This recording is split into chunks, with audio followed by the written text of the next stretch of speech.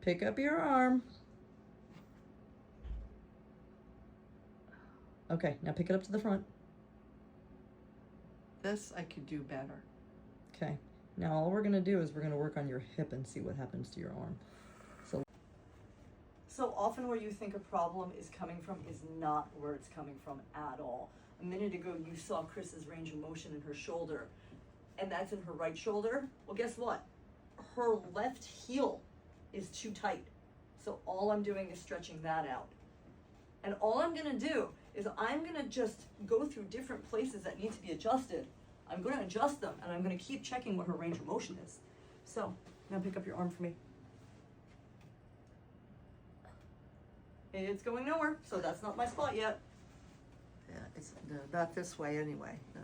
So what's nice is that you can keep playing this game. You can keep working different fascial adhesions throughout the whole body and see what hits that shoulder. Is it her hip? Is it the fact that she's got herniated discs in her lower back? Was it that her Achilles was tight? Well, we know it's not her Achilles and we know it's not her foot because we literally just worked on them and it didn't change how she could move her shoulder at all.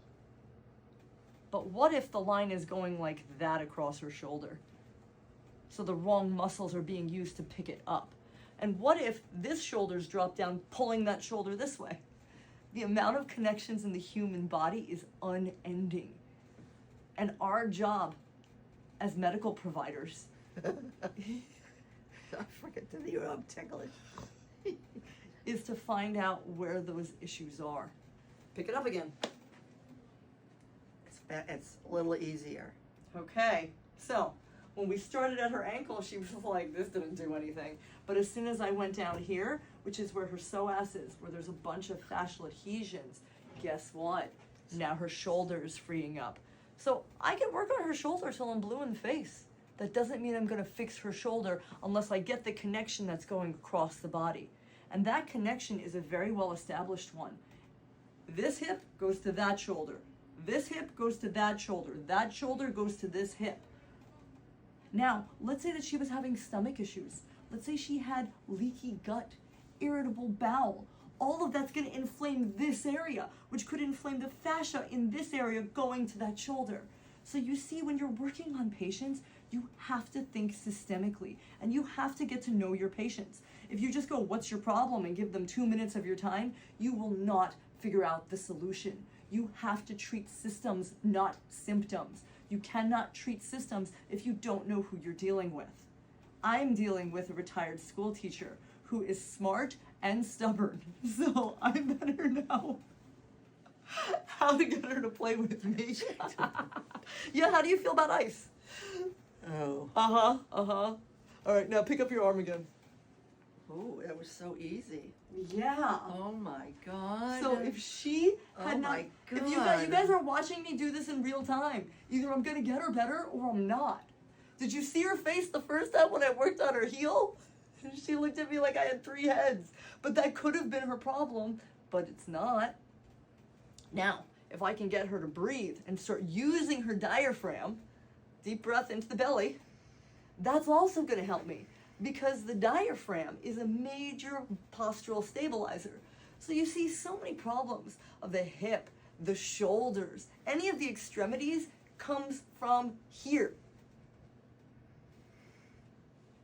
Okay. So now she's stuck over here too.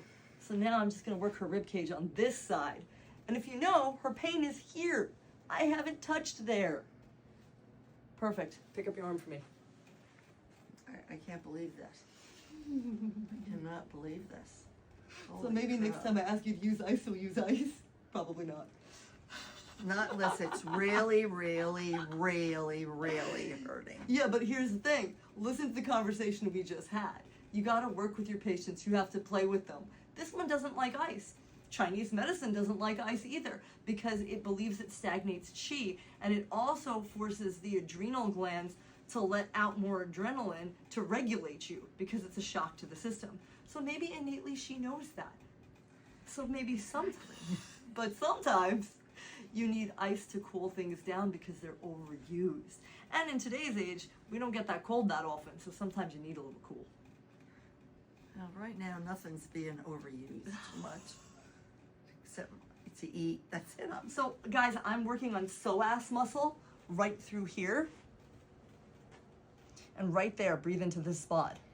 She's got this one spot that when I put my fingers on it, it's just stuck. And I don't have to put a lot of pressure on here. When people talk about myofascial release, it's really just you putting your hands in the right spot and letting the body decide, hey, it's time to let go of this. You're not actually doing more than simply giving a neurological response to the body. Pick up your arm.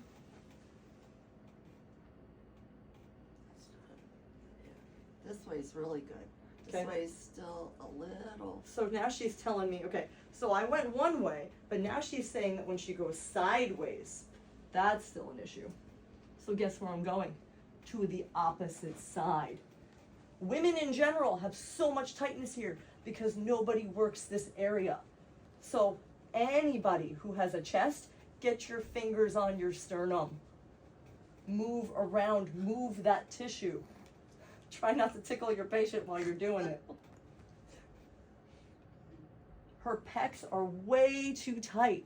And this is probably many of you who have tight pecs. So if you're watching this, what you want to do is imagine there's like your sternum's right here. If you were to rub it, you try to get away from that because it hurts like hell. What you're going to do is you're going to put your sternum out like this, and it's like you're doing a fly.